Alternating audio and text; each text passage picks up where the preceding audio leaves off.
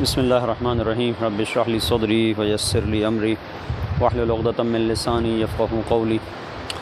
قال اللہ الحکیم فی کتابہ الکریم بسم اللہ الرحمن الرحیم قل ما یابأ بکم ربی لولا دعاؤکم۔ پروردگار کی جانب سے اپنے بندوں کو یہ پیغام دیا جا رہا ہے کہ میرے بندوں، اگر مجھے تمہاری پرواہ ہے اس بنیاد کے اوپر ہے کہ تم میرے سامنے کھڑے ہوتے ہو، قل ما یابأ بکم ربی لولا دعاؤکم، ان سے کہہ دیجئے کہ تمہارے پروردگار کو تمہاری کوئی فکر نہ ہوتی، کوئی پرواہ نہ ہوتی اگر تمہاری دعا نہ ہوتی۔ اور اسی کے سلسلے سے دعا ہی کی بہتر طور پر معرفت حاصل کرنے کے لیے، پروردگار سے قریب ہونے کے لیے، اس سے نزدیکی کے لیے اس ماہ رحمت و مغفرت میں ہم دعائے افتتاح کی مسلسل آپ کی خدمت میں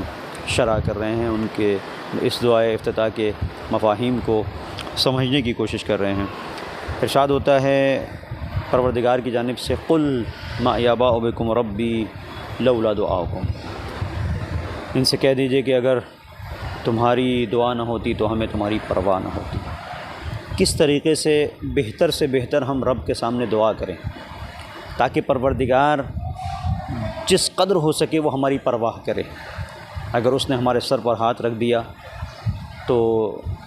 اس دنیا کے بڑے بڑے حاکم بھی ہمارا کچھ نہیں کر سکتے۔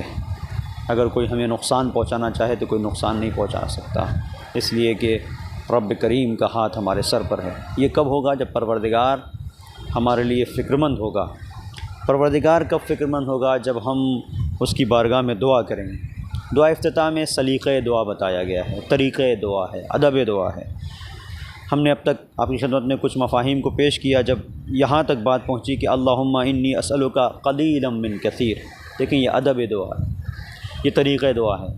کہ پروردگار میں تیری بارگاہ میں سوال کرتا ہوں، قلیلا من کثیر، بہت زیادہ میں سے کم، ما حاجۃ بی الیہ عظیمہ، جبکہ میں بہت زیادہ محتاج ہوں تیری نظر عنایت کا، تیرے کرم کا بہت زیادہ محتاج ہوں، مجھے بہت ساری چیزوں کی ضرورت ہے، لیکن یہ جو بہت ساری چیزیں میرے نزدیک ہیں نا، تیرے لیے بہت تھوڑی سی ہیں،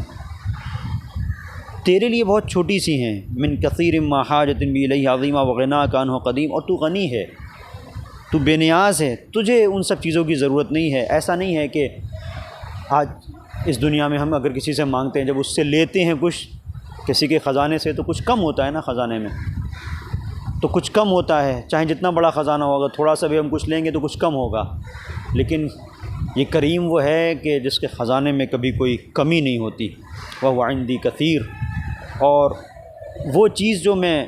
تجھ سے مانگ رہا ہوں تیرے لیے بہت کم ہے، لیکن وَهُوَ عِندِي کثیر، لیکن میرے لیے وہ بہت زیادہ ہے۔ وَهُوَ عَلَيْكَ سَهْلٌ یسیر، اور وہ تیرے لیے بہت آسان ہے۔ کبھی ہوتا ہے انسان اگر کسی سے کچھ مانگتا ہے، سامنے والا مشقت میں پڑ جاتا ہے، سوچنا پڑے گا، دیکھنا پڑے گا، دیکھتے ہیں اپنے جو اخراجات ہیں اس میں سے کچھ کم کرتے ہیں، پھر کچھ کریں گے، تو یہ ساری چیزیں پروردگار کے لیے ایسا نہیں ہے۔ ایک اشارہ ہے کن فیکون کی منزل ہے۔ اب یہاں پر ایک منزل ہے اور وہ قابل غور ہے کہ یہاں پر اسألک کا لفظ آیا، اسألک یعنی پروردگار میں تیری بارگاہ میں سوال کرتا ہوں۔ یہ جو سوال ہے یہ فقر کی بنیاد کے اوپر ہے، ناداری کی بنیاد کے اوپر ہے۔ اچھا، اسألک، اللہم انی اسألک قلیلا من کثیر، سوال بھی کر رہا ہوں، اور وہ سوال قلیلا من کثیر جو تیری بارگاہ میں جو بہت چیزیں زیادہ ہیں ان میں سے بہت کم، مع حاجۃ بی الیہ، کہ جس کی مجھے حاجت ہے، مع حاجۃ بی الیہ عظیمہ، کہ جو حاجت مجھے ہے وہ حاجت بہت زیادہ ہے، اور جو میں سوال کر رہا ہوں وہ سوال تیرے لیے کچھ بھی نہیں ہے، اس پر عمل کرنا، میرے سوال پر اجابت کرنا، مہر اجابت لگانا تیرے لیے کچھ بھی نہیں ہے، لیکن میں بہت زیادہ محتاج ہوں، میرے لیے بہت بڑی بات ہے۔ حاجت جب بھی عربی میں استعمال ہوتا ہے، حاجت کا مطلب ایک تو ضرورت مندی ہے، تو جہاں کہیں پہ بھی کوئی انسان کسی چیز کا محتاج ہے، ضرورت مند ہے، تو اسے کہا جائے گا کہ بھئی یہ محتاج ہے، اسی سے حاجت سے آیا، محتاج ہے۔ لیکن جہاں حاجت کا لفظ استعمال ہوتا ہے وہاں پر ایک چیز ہے کہ ایک چیز کا مطالبہ انسان کسی سے کر رہا ہے، محتاج ہے، ضرورت مند ہے، اور ایسی صورت میں ضرورت مند ہے کہ اس چیز کے لیے وہ اپنے دل کے اندر ایک امنگ رکھتا ہے، چاہتا ہے، پسند کرتا ہے کہ یہ چیز اسے حاصل ہو جائے۔ تو ایسی حاجت کہ جس میں ایک دوستی کا عنصر ہو، چاہت کا عنصر ہو، ایک عشق کا عنصر ہو، کہ جہاں پر پروردگار کے سامنے انسان مطالبہ کر رہا ہے اور اس سے عشق رکھتا ہے۔ اچھا، یہ ایک منزل ہے۔ دوسری چیز، جس چیز کو وہ مانگ رہا ہے وہ چیز اس کے لیے ضروری ہے، اسے محبوب رکھتا ہے، تو یہ حاجت کا مفہوم ہوا۔ اور یہاں پر جہاں ارشاد ہوتا ہے اسی دعا میں وغنا کا انہ قدیم، غنا یعنی پروردگار کی بے نیازی۔ غنا کا مطلب بے نیازی ہوتا ہے کہ انسان جب بے نیاز ہوتا ہے تو اسے کسی چیز کی حاجت نہیں ہوتی۔ اب اس پوری دنیا میں کوئی ایسا نہیں ہے جو کسی چیز کی حاجت نہ رکھتا ہو، ہر ایک حاجت رکھنے والا ہے۔ اسی لیے کہا گیا انتم الفقراء واللہ هو الغنی الحمید، کہ تم سب کے سب فقیر ہو، صرف تمہارا پروردگار ہے جو غنی ہے، اور جو غنی ہے واللہ هو الغنی الحمید، اور وہ پاکیزہ ہے، وہ منزہ ہے، وہ پروردگار کہ جو ہر چیز سے بے نیاز ہے۔ اب یہاں پر ایک اور لفظ استعمال ہوا ہے وغنا کا انہ قدیم، تو غنا کا انہ قدیم جو کہا گیا، قدیم کا مطلب یہ ہے کہ وہ ازلی، ابدی، جس کے بارے میں ہم کہہ سکتے ہیں کہ جہاں کہیں پر بھی غنا کا لفظ استعمال ہوگا وہ حاجت کو دور کر رہا ہے کہ اس کے اندر حاجت کا عنصر نہیں پایا جاتا ہے، اور اس کے ساتھ جہاں پر غنا کے ساتھ قدیم کا مطلب ہے، قدیم کا مفہوم آ رہا ہے، تو اس کا مفہوم یہ ہوگا کہ وہ دیرینہ ہے، وہ ہمیشہ سے ہے، وہ قدیم ہے۔ اور یہ وہ چیز ہے جو اسماء الہی میں سے ایک ہے، اور جو اس بات پر دلالت کرتی ہے کہ دیکھیں قدیم جتنے بھی لوگ ہیں وہ کہیں سے ان کا آغاز ہوا ہے، اسٹارٹ ہوا ہے کہیں سے، کہیں نہ کہیں سے۔ ہر ایک انسان کی ڈیٹ آف برتھ ہے جس دن وہ پیدا ہوا ہے، لیکن پروردگار کے لیے ایسا نہیں ہے۔ اچھا، کچھ ایسے لوگ ہوتے ہیں کہ جو پیدا ہوتے ہیں تو محتاج ہوتے ہیں، لیکن اپنی زندگی میں اسٹرگل کرتے ہیں، آگے بڑھتے ہیں اور ایک مقام پر پہنچتے ہیں کہ اب جب وہ بہت ہی مضبوط ہو جاتے ہیں اور بے نیاز ہو جاتے ہیں۔ تو پہلے وہ بے نیاز نہیں تھے، انہوں نے محنت کی، مشقت کی، پھر کسی منزل پر پہنچے، اب بے نیاز ہوئے، لیکن پروردگار کے لیے ایسا نہیں ہے، وہ ازلی ہے، وہ ابدی ہے۔ تو یہ جو غنا کا انہ قدیم، جو تیری غنا، تیری بے نیازی قدیم ہے، یہ اس چیز کو بیان کر رہا ہے کہ پروردگار تیری ذات وہ ہے کہ جو بے نیاز ہے۔ میں فقیر ہوں، مجھے ضرورت ہے، میں تیرے سامنے مطالبہ کر رہا ہوں، لیکن تیری ذات تو وہ ہے جسے کبھی بھی کسی بھی چیز کی کوئی ضرورت محسوس نہیں ہوئی، اور اس کے بعد جو ضرورت مجھے ہے اور میں تجھ سے مطالبہ کر رہا ہوں وہ علیک سہل یسیر، وہ تیری بارگاہ میں بہت آسان ہے۔ سہل کہتے ہیں ہموار چیز کو، ہموار راستہ۔ کبھی ہم راستے پہ جاتے ہیں، اونچ نیچ ہوتی ہے، اوبڑ کھابڑ راستہ ہوتا ہے، ایک بالکل پلین کو ایک روڈ مل گیا آپ کو اگر ایک، تو وہ کہا جائے گا یہ آسان راستہ ہے، ہموار ہے، ایسا راستہ کہ جس کے اندر اونچ نیچ نہیں ہوتی ہے۔ اسی لیے ہم کہتے ہیں کہ فلاں انسان مثلا سہولت پسند ہے، یعنی آسانیاں اسے پسند ہیں۔ سہل یسیر خاص طور پر استعمال ہوا ہے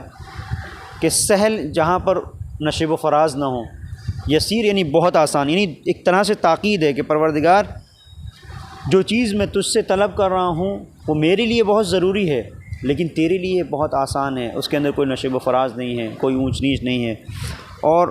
تیرے لیے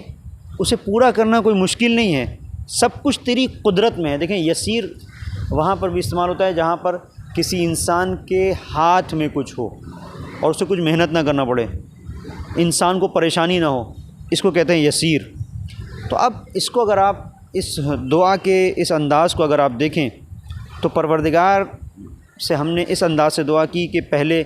ہم نے پروردگار سے دعا کی اجازت مانگی کہ پروردگار تو ہی ہمیں اجازت دینے والا ہے اور تیری اجازت کے بغیر ہم دعا نہیں کر سکتے۔ پھر اس کے بعد ہم نے پروردگار کی حمد کی، پھر اس کی مدح کی، اور اس کے بعد پھر ہم نے اپنی پر اپنی حاجتوں کو پروردگار کے سامنے رکھا، حمد کے بعد، ثنا کے بعد، پھر اظہار حاجت مندی کرنے کے ساتھ ساتھ ہم نے پروردگار کی غنا کا،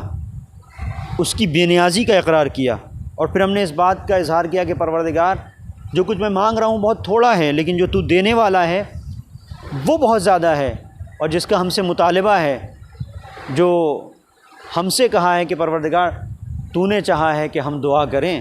تو ہم اگر اپنی طرف سے دعا کریں گے بھی، تو نے کہا ادعونی استجب لکم، تو یہ دعائیں بہت ہماری طرف سے کم ہیں، یہ بھی بہت کم ہیں، لیکن تو سمجھنے والا ہے، تو دعاؤں کو پورا کرنے والا ہے، تو جو کچھ ہماری ضروریات ہیں تو بہتر طور پر دیکھ رہا ہے۔ اب اس کے بعد دیکھیں قلیلا من کثیر، یعنی بہت زیادہ میں سے بہت تھوڑا ہے جو ہم تجھ سے مانگ رہے ہیں۔ اب دیکھیں کہ انسان اپنی ضرورت کو خدا کے سامنے رکھ رہا ہے کہ اس کی ضرورتیں بہت زیادہ ہیں، اور اتنی زیادہ ہیں کہ وہ چیزیں جو تیرے لیے بہت کم ہیں، ما حاجۃ بی الیہ عظیمہ، لیکن ہماری وابستگی، ہمارا تعلق تجھ سے بہت زیادہ ہے، اور جس کو اس دعا میں کہا گیا وَهُوَ عِندِي کثیر، وَهُوَ عِندِي کثیر، وہ چیزیں جو تیرے لیے بہت کم ہیں ہمارے لیے بہت زیادہ ہیں، ہمارے لیے ان کا حصول بہت سخت ہے، لیکن تیرے لیے وَهُوَ عَلَيْكَ سَهْلٌ يَسِيرٌ، تیرے لیے سب کچھ دینا بہت آسان ہے، چونکہ تیری قدرت کاملہ کے دائرے میں سب کچھ آتا ہے۔ اور اس کے بعد یہ جو چیزیں ہم تجھ سے مانگ رہے ہیں، اللہم انا عفوک عن ذنبی وتجاوزک عن خطیتی، کہ پروردگار میں مطالبہ کرتا ہوں، پروردگار انا عفوک عن ذنبی، میرے گناہوں سے تو درگزر فرما، وتجاوزک عن خطیتی، ہماری خطاؤں سے تو درگزر کرنے والا ہے، تو گزر کرنے والا ہے، نظر انداز کرنے والا ہے ہماری خطاؤں کو، تو پروردگار ہماری خطاؤں کو معاف کر دے، ہماری غلطیوں سے درگزر فرما۔ یہ وہ انداز ہے کہ جہاں پر ہم پروردگار کی مغفرت اور اس کے دامن عفو کی وسعت کو بیان کر رہے ہیں کہ پروردگار یہ سب کچھ تیری طرف پلٹتا ہے، تو اگر چاہے تو کسی کو معاف کر سکتا ہے، تو چاہے تو